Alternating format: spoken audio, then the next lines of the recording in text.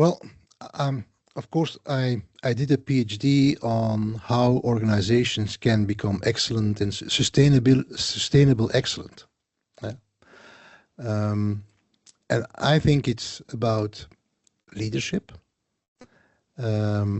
Leadership determines what is important for the organization. So if the environment is important to the organization, it becomes an objective.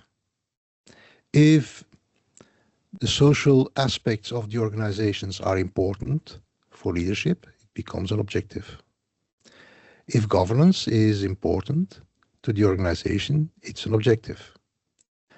And then it's just managing the effect of uncertainty on objectives, which means managing the risks that are related to those aspects.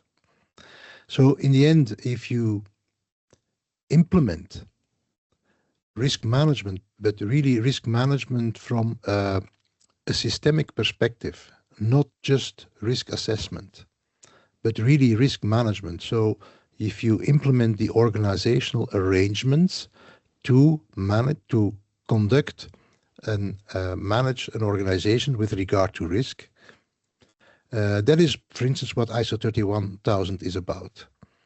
And ISO 31000, for instance, it's very simple. It's basically just common sense in a standard. It exists. It consists of a vocabulary.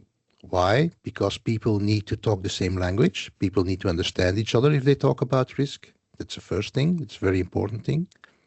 At the same time, this vocabulary also is a set of mental models that will form the system.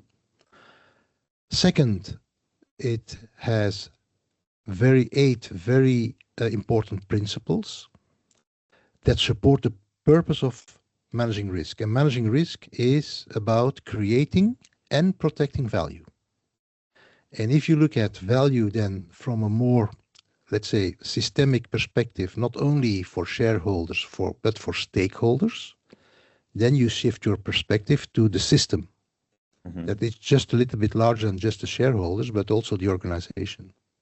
So employees, suppliers, customers, society, they all have their stake in it.